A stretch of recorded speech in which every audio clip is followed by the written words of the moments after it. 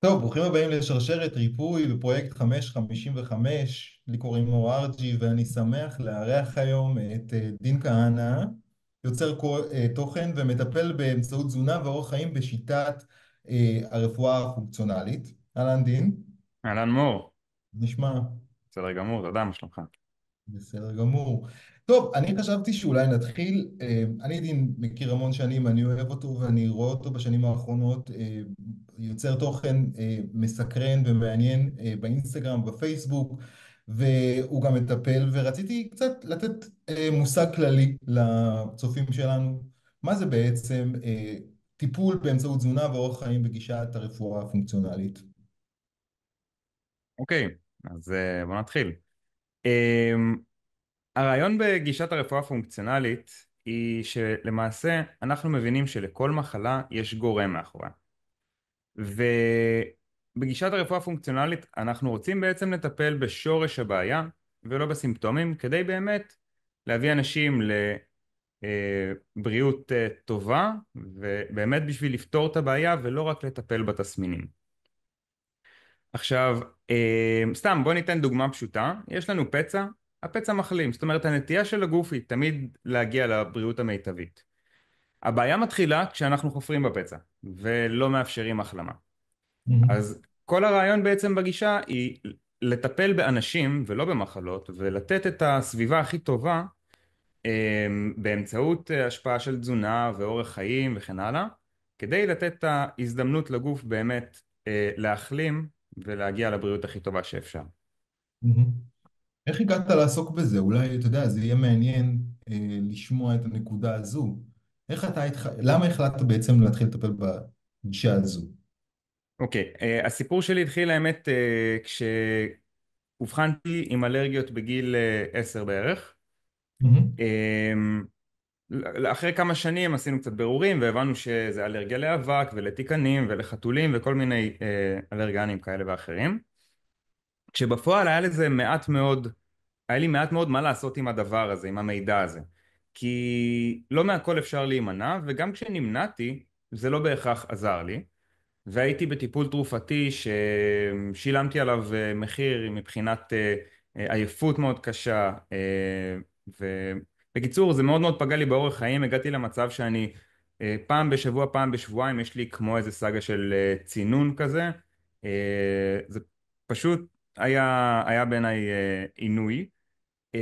והיו תקופות שפתאום הכל היה בסדר, ואמרתי, רגע, אם הכל בסדר בתקופות מסוימות, זאת אומרת שיש את האופציה, יש את הפיצ'ר הזה. ואם יש את הפיצ'ר, זה אומר שכל מה שנשאר לי לעשות זה להבין מה גורם לזה, או מה יכול לגרום לזה שאני אהיה רוב הזמן ברמיסיה, זאת אומרת שאני לא אחווה את ההתקפים האלו. אה, ושם התחיל בעצם מסע שבו נכנסתי לעולם הזה בשביל לטפל קודם בעצמי, והתנסיתי עם גישות שונות ותזונות שונות וצומות וכל מיני דברים. ואחרי משהו כמו שנתיים פתאום נעלמו ההתקפים, ואני סופר חודש ואני רואה שהכל בסדר, וחודשיים ואין לי התקף, וחצי שנה ושנה. ואז הבנתי שבעצם עשיתי שינוי שבאמת באמת כנראה פתר את הבעיה מהשורש. כן. אתה פשוט נתקלת בסיטואציה הזו שהרפואה המערבית או הרפואה הקונבנציונלית לא מצליחה לגעת או לטפל בדברים מסוימים באורח חיים שלנו. אתה ממש משם נבעת. אוקיי. נכון מאוד. תראה, אני חושב שלרפואה פונקציונלית יש יכולת מאוד מאוד מאוד מדהימה כשזה נוגע לדוגמה לרפואת חירום. מהמם, מישהו שחלילה עבר תאונה, התקף מהמם, לב, אין לנו שום דבר להציע במסגרת תזונה ואורח חיים בריא, זה לא רלוונטי באותן דקות. מהמם, ויש להם גם כלי אבחון מדהימים, כאילו טכנולוגיות שמדהימות. כשזה נוגע למחלות כרוניות, הרבה פעמים אנחנו יכולים לאבחן, הרבה פעמים אפשר לטפל בתסמינים, אבל בדרך כלל, בוא נגיד ככה, הרפואה המקובלת קצת יותר מוגבלת כשזה נוגע למחלות כרוניות. אוקיי? גם המחלות הפשוטות כמו סכרת, וגם מחלות מורכבות יותר כמו מחלות אוטואימיוניות כאלו ואחרות. ואנחנו עדים לכך שלא פעם גם רופאים מפנים מטופלים הגיעו לאיזושהי יכולת לעזור במסגרת מה שאפשר, והם אומרים לך תנסה דיקור, לך תנסה את הגישה הזאת, את הגישה ההיא, באמת בשביל לנסות ולעזור יותר לאותם אנשים שמתמודדים עם בעיות כאלו ואחרות. אוקיי.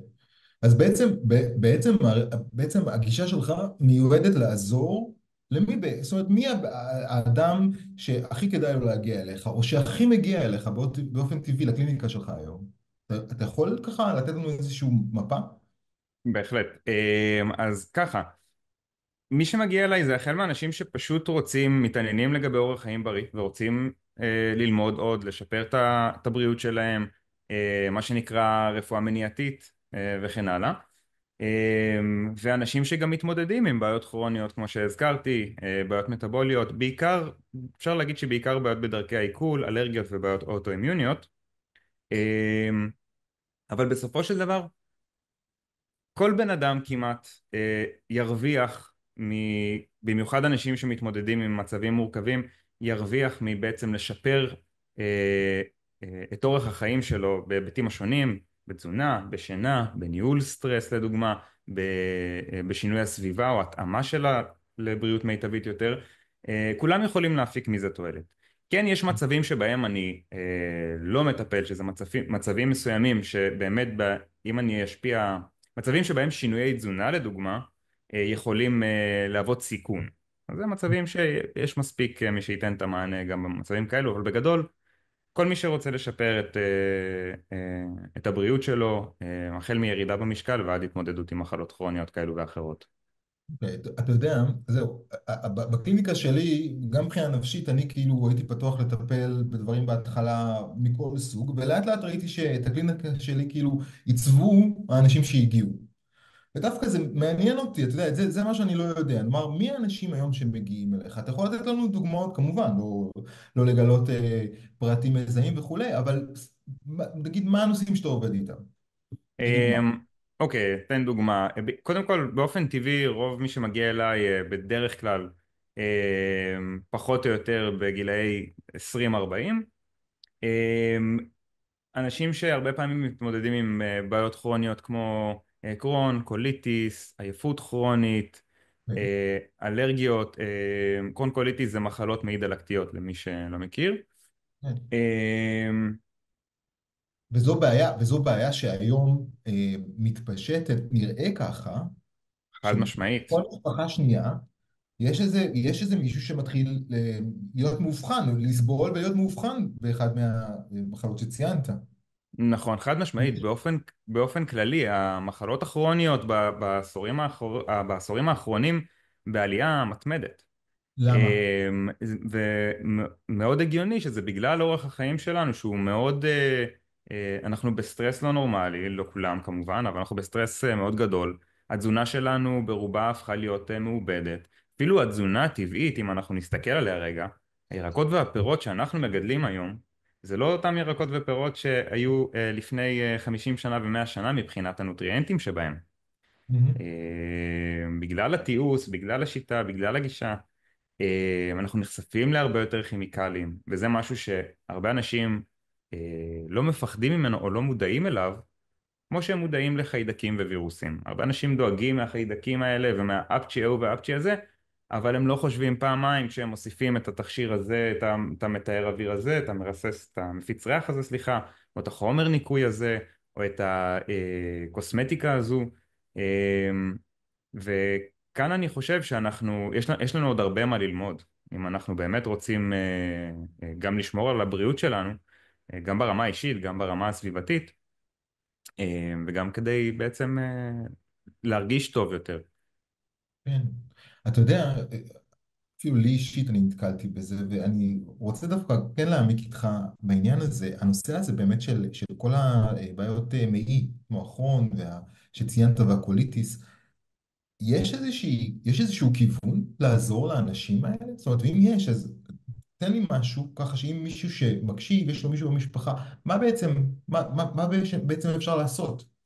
אוקיי, אז קודם כל אנחנו צריכים לזכור שבגישת הרפואה הפונקציונלית, כמו בעוד הרבה גישות אחרות אלטרנטיביות, כל מקרה הוא מקרה שונה, וצריך לזכור את זה, כי מה שעובד לאחד לא בהכרח יעבוד לאחר.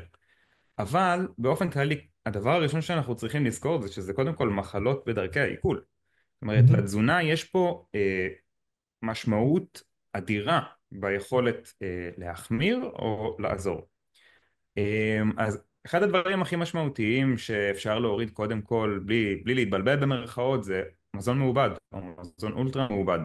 דברים שמכילים כל מיני חומרים משמרים ומתחלבים וצבעי מאכל והמון חומרי עיבוד שלנו הם כמה אותיות אולי ברשימת רכיבים, אבל יש להם השפעה על הפלורת מעיים שלנו, על החיידקי מעיים שלנו שהם חלק הכרחי וחשוב במערכת העיכול, יש להם השפעה על מערכת החיסון, וזה רכיבים שיכולים להשפיע על הדלקתיות במעי.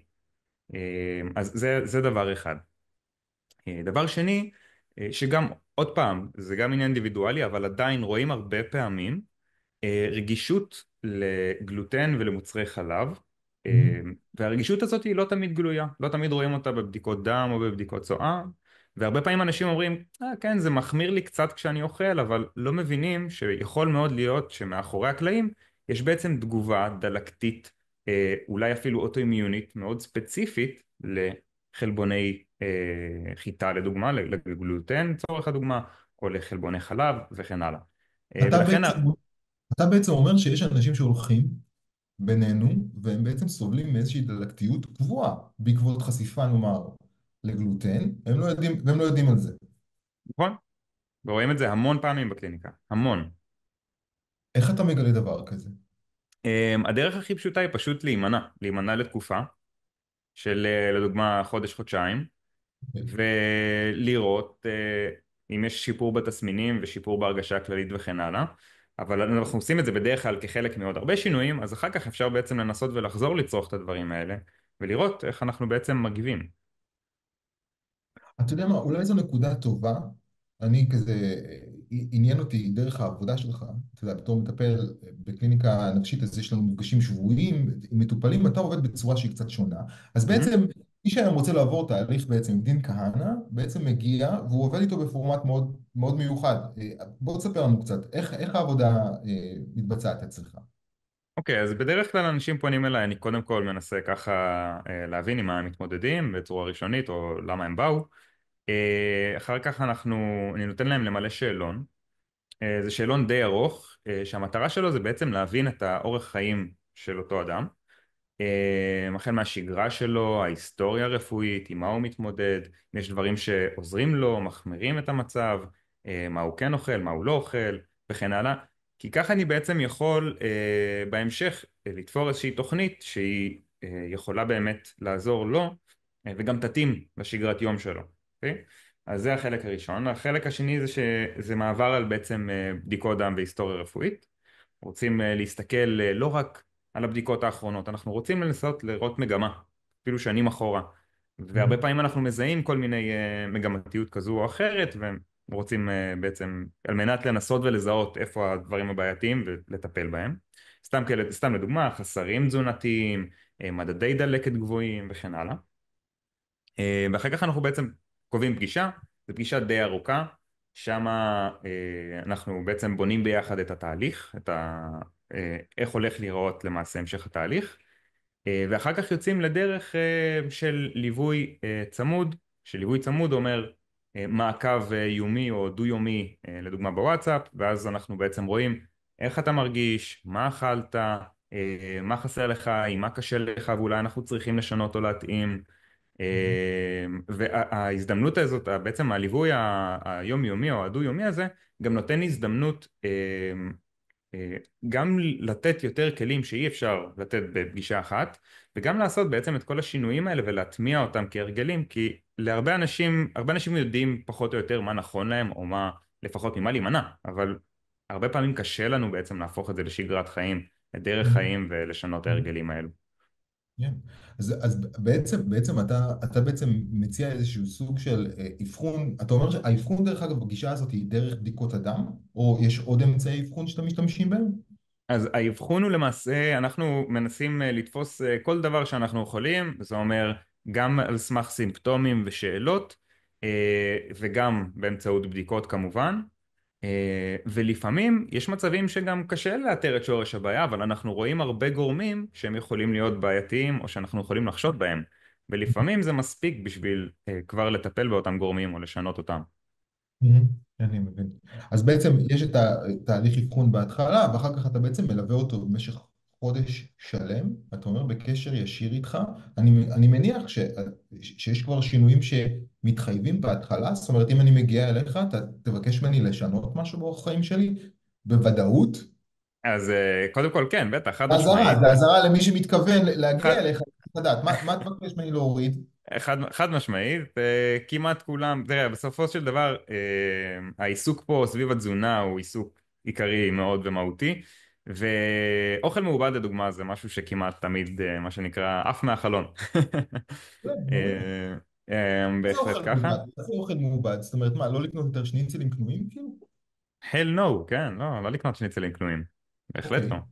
אוקיי, אוקיי. אנחנו רוצים בעצם להכין, גם אם אנחנו מעבדים מזון, אנחנו נעדיף לעבד אותו בעצמנו, תוך כדי שאנחנו יודעים באיזה חומרי גלם השתמשנו, ומה הוא עבר, ואנחנו רואים את הטריות שלו ואת הצורה המקורית שלו, מה שלא קורה כשאנחנו מקבלים איזושהי חבילה של משהו שהוא היה פעם חומרי גלם, והיום הוא אה, סוג של מאכל שלא לא ראינו אף אחד מהחומרי הגלם האלו ואת המצב שלהם. אוקיי? ולפעמים זה אפילו בדברים קטנים, בדברים שנשמעים לנו טבעיים, כמו עיסת תמרים. בהרבה תמרים יש לדוגמה עובשים שמייצרים כל מיני רעלנים, ו... וכשאנחנו פותחים תמרים בעצמנו, אנחנו יכולים לראות את זה, אנחנו יכולים להריח את זה, זה נראה לא טוב, זה לא מגרה, וכאילו האינסטינקט שלנו יהיה לזרוק את זה לפח. מכונה לא מבדילה, היא תטחן את הכל לעיסה אחת, תארוז את זה, ושם זה נגמר.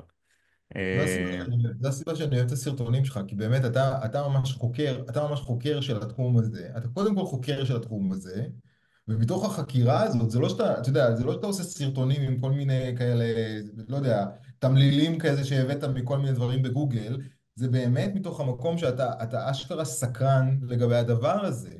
אתה מבין? אני כאילו רואה את זה, וזה כל פעם נותן לי איזושהי זווית חדשה.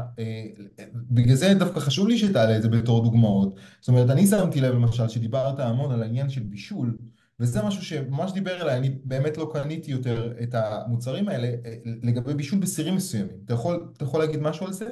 בטח, גם בעשורים האחרונים, המטבחים של כולנו השתנו, וכל הסירים שלנו, של רובנו, הפכו להיות בעצם עם ציפוי נונסטיק. זהו. אותם ציפויים שלכאורה ציפוי שיש, ציפוי קרמי, הרבה שמות, אבל וגם כאלה שחלקם מתחייבים להיות ללא תרכובות כאלה ואחרות בעייתיות שהוזכרו בעבר, כמו הטפלון וכן הלאה. אבל כשאנחנו צוללים לפרטים למעשה, אנחנו מבינים שמשתמשים כנראה באותה משפחה של חומרים, וכל פעם משנים קצת או לוקחים איזה נגזרת אחרת, ובסופו של דבר מאוד ייתכן שההשפעות הן אותן השפעות. זאת אומרת, אנחנו משתמשים בציפויים שבחלק מהמחקרים, אותם קבוצת חומרים נמצאו כמשפיעים על המערכת ההורמונלית, יכולים לפגוע בפוריות, יכולים להעלות סיכון לסוגי סרטן מסוימים, נקשרו בחלק מהמחקרים לבעיות מטבוליות. עכשיו, תחשוב על זה רגע, הרבה אנשים שסובלים מבעיות מטבוליות, השמנה, סכרת וכן הלאה, חושבים הרבה פעמים על האוכל, חושבים על הספורט, לא חושבים על הסיר שהם מבשלים בו, לא חושבים שיש לזה השפעה. וכשאנחנו בעצם מודעים לזה, אנחנו מבינים חושבים שיש... שיש לזה השפעה נמוכה, נכון? הם חושבים שיש לזה השפעה נמוכה, אם בכלל, אם הם מודעים לזה, זאת אומרת, אין את ההבנה שיש לזה השפעה. תראה, כשאני שומע אותך, אתה בעצם אומר, תראה, אנחנו חיים בסביבה עם המון רעלים. בעצם זה המסר, שאנחנו צריכים להתייחס לסביבה שלנו כי היא מלאה ברעלים. נכון מאוד. אז זהו, רוב האנשים, אני חושב, חושבים שכאילו מידת ההשפעה של הרעלים הזו נמוכה. יש מחקרים שמראים שהיא לא נמוכה, שהם, אתה יודע, אז זאת אומרת, תראה, נגיד מטהרי אוויר, לא יודע, הרבה מדברים על מטהרי אוויר, אני לא יכול לסבול מטהרי אוויר כימיים, משהו בריח מפריע לי, אתה יודע, אבל אני תוהה, אבל אם זה הרגישות שלי, או לא יודע, או שזה אז, באמת רעיל. אז זה נקודה מאוד מעניינת, כי האמת שבמקרה בדיוק העליתי בנושא הזה. אני חושב שזה גם משהו שעושים בו שימוש מאוד נרחב בלי להבין את ההשפעות שלו, מה גם שבניגוד לאוכל לדוגמה, אין כמעט רגולציה כשזה נוגע למפיצי ריח כאלו ואחרים, והיצרנים לא מחויבים אפילו להצהיר את הרשימת רכיבים שנמצאים שם. ויש לא מעט מאמרים ומחקרים שהעלו את החשד שיש פה סיכון הרבה יותר גדול ממה שאנחנו חושבים כשאנחנו נחשפים לחומרים האלה. כמובן שאני לא יכול להכליל, יש המון מוצרים, יש גם מוצרים שהם יותר טבעיים וכן הלאה, אבל אם נסתכל על המרבית בשוק, רוב האנשים לא באמת חושבים כמה זה טבעי או לא, אלא רוצים את הריח שמריח להם טוב, וזה עושה ריח חזק, ואת זה אני אוהב. והעלית את הנקודה, האם זה משפיע יותר, אנשים חושבים שזה משפיע מעט. תראה, בדיוק. ברמת העיקרון, כן, זה משפיע מעט, אבל זה משפיע מעט מפה ומעט משם, וזה מצטבר כנראה למשהו שיש לו השפעה מאוד גדולה. וזו הבעייתיות בדברים האלו, כי בניגוד כשאנחנו שמים את היד באש, זה חד משמעי, זה שורף, אנחנו מבינים שעשינו טעות. כאן יש פה משהו מאוד כרוני, מאוד איטי, חשיפה של יום אחרי יום אחרי יום, והיום הגוף מצליח להתמודד עם זה, מחר הוא צריך גם להתמודד עם עוד כמה רעלים וגם עם סטרס וגם עם איזה זיהום שהגיע, ואז בעצם מה שנקרא הכוס מתמלאת ואז מתחילה להישפך. כן. זה הסיפור. אוקיי. אתה יודע, אחד הדברים שאני ראיתי, ודווקא, זאת אומרת, הסרטונים אני התעניינתי בהם יותר, כי זה משהו שתמיד חשבתי עליו, התנסיתי בו, כל הנושא של מים. תראה, כשאני גרתי בחו"ל, היה לנו המון המון מכשירים, אתה יודע, השתמשנו בכל מיני פילטרים, לנסות להבין, כי מים בסך הכל זה משהו שאנחנו צורכים הכי הרבה, אתה יודע, הוא בהחלט. מקור. וראיתי שאתה קצת עובד עם זה, אתה יכול להגיד כמה מילים, זאת אומרת, אם אני רוצה לשפר את איכות המים שלי, כל המשתמשים בתמי 4, לא יודע, זה נראה לי, לא יודע, תגיד אתה. אוקיי, אז תראה, אני גם כן כשנכנסתי לעניין הזה של המים, מתוך באמת רצון לסלק כמה שיותר רעלים מהסביבה שלי, אה, התחלתי לחקור קצת את העניין הזה לעומק, והבנתי שבעצם במי ברז יכולים להסתתר המון דברים. זה נכון בכמויות קטנות, כמו שהזכרנו קודם, כל מיני רעלים בכמויות קטנות, אבל יש מחקרים מסוימים שמצאו בשתן של האוכלוסייה שאריות של חומרי הדברה ושאריות של תרופות. אוקיי, עכשיו חומרי הדברה יכולים להגיע כמובן מהמזון, אבל שאריות של תרופות מאיפה הגיעו? מהמים. כי בעצם זה אותן תרופות שאנשים צורכים ועושים את הצרכים שלהם, וזה בעצם מחלחל לכל מיני מאגרי תהום, ושום דבר לא מפרק את התרופות האלה. אוקיי. אז זה רק כדוגמה לכל מיני דברים שיכולים להסתתר לנו במים. עכשיו, מבלי להיכנס יותר מדי לפרטים, יש המון פתרונות לסינון מים, או להשבחת מים. יש את הברי מים למיניהם והפילטרים הפשוטים שהם בדרך כלל עושים עבודה לא רעה בלסנן לדוגמה שאריות של תרופות כאלו ואחרות וכל מיני חומרי הדברה.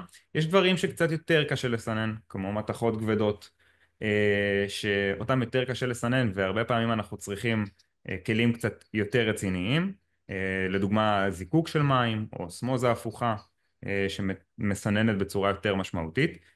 גם פה יש עניין, כי כשאנחנו מסננים בעצם את המים בצורה מאוד מאוד מוקפדת, אנחנו גם מסננים את המינרלים שבמים. Mm. וזה מעלה חשש אצל הרבה אנשים שאומרים, אוקיי, אבל אין במים האלה מינרלים, אז מאיפה אני משיג את המינרלים שלי?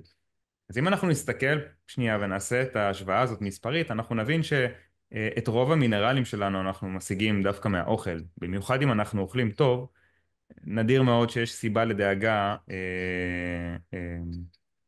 שייווצר מחסור במינרלים כאלה ואחרים, זה בעיקר סידן ומגנזיום מה שיש לנו במים. אבל גם צריך להזכיר שלא כל המקומות מחייבים אוסמוזה, זאת אומרת בכל בית יש בדרך כלל, בכל שכונה או בכל אזור יש מים שהם קצת שונים, זאת אומרת תמהיל שונה, איזושהי תערובת בין מי התפלה לבין מאגר כזה או מאגר אחר, ויש מקומות שיש מים שהם מאוד מאוד קשים, זאת אומרת שאנחנו נראה הרבה מומסים במים, והמומסים האלה הם לא בהכרח רעלים, אבל זה מרמז אותנו על זה שיש ריכוז של כל מיני דברים במים, ריכוז גבוה יותר, והרבה פעמים זה דווקא המקומות שמצדיקים יותר שימוש באוסמוזה ובזיקוק.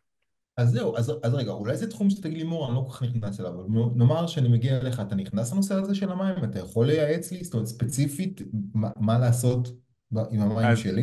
אז במקרה הזה של המים, כן, מתוך הצורך, זה דווקא נולד מתוך הצורך לעזור למטופלים, גם בפרטים הקטנים, כדי בעצם לעשות כמה שיותר שינויים בסביבה שלהם. אז המשכתי את המחקר הזה שהתחלתי בעצמי, ואני עוזר לאנשים גם להתקין מערכות כאלו, או לבחור מערכות כאלו, בשאיפה שהם באמת יהיה להם מים טובים יותר. והכי גרוע אני חושב זה אנשים שלא מודעים לזה בכלל ואולי שותים מי ברז, או אנשים שמשתמשים בפילטרים פשוטים ולא טורחים להחליף אותם. זה משהו חשוב, שאם כמו אנחנו בריטה? משתמשים... כמו בריטה? זה כל פילטר, זה יכול להיות בריטה, זה יכול להיות תמי 4, זה יכול להיות כל פילטר. אם אנחנו משתמשים בפילטרים, להחליף אותם בזמן זה סופר חשוב. הבנתי. אוקיי.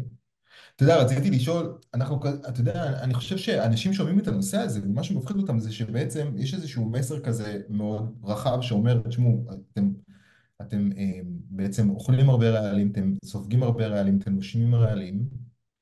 אני לא יודע אם אתה מצליח לעשות את זה, אבל נגיד לזקק, זה קצת מתקיל קצת, אבל איך היית מזקק את זה נגיד למסר היום, לאדם הממוצע, לאדם, לא יודע, יש לך דבר כזה, אתה יכול לבוא ולומר לי, מור, תראה, אני ממליץ בהיררכיית החשיבות שאני מצאתי, אני ממליץ א', ב', ג', יש איזשהו משהו שאתה אומר שהוא הכי חשוב?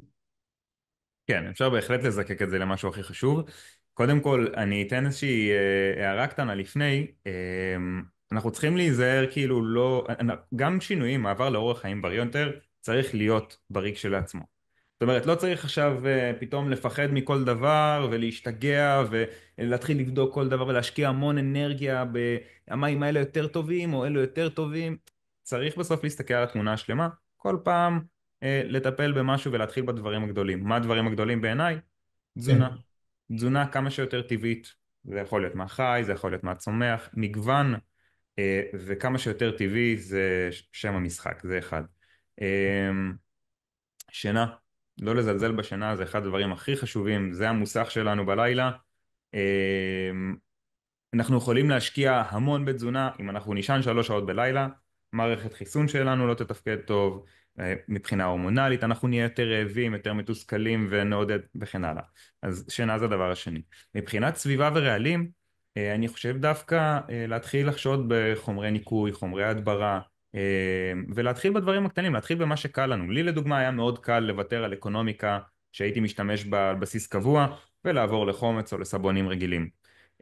מישהו אחר אולי יהיה לו מאוד קשה עם זה, אבל יהיה לו קל מאוד להעיף את הבושם שהוא משתמש בו, או להפחית את השימוש. אז המטרה בסופו של דבר היא בצורה בריאה ובכיף כל פעם לחקור קצת ולשנות את מה שאנחנו יכולים, ולהתחיל לדעתי מהדברים הקלים יותר, זה הדרך, ולזכור שזה מסע. זה לא משהו שקורה לא בשבוע ולא בחודש. מעבר לאורח חיים בריא זה מסע. יש עליות ויש ירידות, ויש תקופות שאנחנו יכולים להקפיד יותר וללמוד יותר, ויש תקופות שפחות, והכל זה חלק מהדרך. הכל חלק מהדרך הזו. אני חושב שאחד הדברים שמאוד יכולים לעזור לאנשים להתמיד בדרך בטווח הארוך, זה בעצם להמשיך ללמוד עוד, גם בדברים הקטנים, להשאיר את הידע שלהם כשזה נוגע לבריאות טבעית ולאורח חיים בריא יותר. אוקיי. אתה יודע, אז זו ההזדמנות, כי אני עושה את זה דרך הצפייה באמת בבלוג שלך, בסרטונים שאתה מוציא, באינסטגרם, בפייסבוק, אתה מוציא אותם בעוד מקומות, זה המדיה, נכון? כן, אז ששם כרגע אני מוציא בפייסבוק ובאינסטגרם, כן, חד משמעית. דין כהנא, מעולה. ודרך אגב, מה היה הסרטון הכי ויראלי שלך? אתה יודע להגיד? זאת אומרת, באיזה נושא? ויראלי, אני אשלוף ככה מהאחרונים דווקא, הכי ויראלי שהיה לי לאחרונה כן, תחליט בפייסבוק, קצת. בפייסבוק עם 500,000 צפיות וואו, ב3 ימים, זה היה דווקא על מפיצי ריח, האלו עם המקלות, שאנחנו רואים בהרבה מקומות. אוקיי. כמובן שכשאנחנו מדברים על נושא כזה, אז וב-15 שניות, כי אין לי את היכולת, אתה יודע, להרחיב הרבה בזמן כזה במדיה הזאתי, אז זה גם מעורר לא מעט התנגדות אצל הרבה אנשים. זה עורר שיח? כן, בהחלט, בהחלט. אבל תשמע, בשורה התחתונה זה גורם לחלק מהאנשים להתחיל לחקור בעצמם, להתחיל, נכון, או אנשים שפתאום רושמים כן, גם אני אחרי שנה קלטתי שהכאבי ראש שלי הם בגלל המתאר אוויר הזה, בגלל המפיץ ריח הזה. זה מדהים. תעברו לשמנים ארומטיים. כן, חד משמעית. יש פתרון טבעי. תודה רבה, דין כהנא, היה לי כיף לארח אותך, ללמוד קצת על הנושא הזה, להבין עוד, ואתם מוזמנים לפנות אליו באופן פרטי. תודה שיהיה רבה, לכם מור. תודה רבה. ביי ביי.